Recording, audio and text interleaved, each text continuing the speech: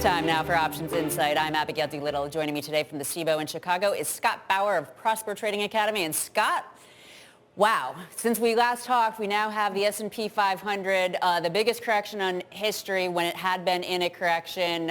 These last 9 days, hugely volatile. What do you think is next? V bottom, or are we looking at some kind of bearish pause before more movement to the downside?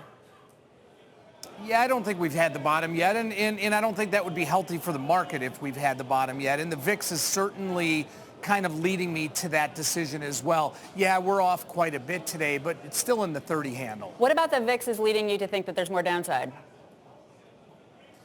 No, the VIX is leading me to thinking that there is more downside because it's still so elevated. Yes, the market is moving in, S&Ps are 100 points a day. I mean, almost, unheard of. But yeah, it's still pretty elevated. I don't think we've seen, the end of this yet. Well, between the risk-off mood overall and the emergency rate cut, banks hit hard. But you like JP Morgan. Talk to us about your options trade.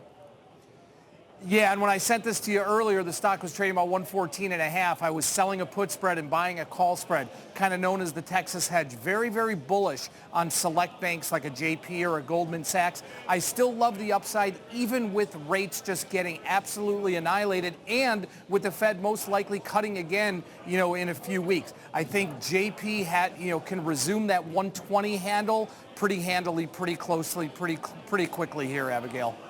Well, great stuff. Scott Bauer of Prosper Trading Academy. Thanks for weighing in, saying that you think markets have more work to the downside, and you are a bull on JP Morgan. So interesting divergence there. Scott Bauer, as always, thank you for joining us for Options Insight. And from New York, this is Bloomberg.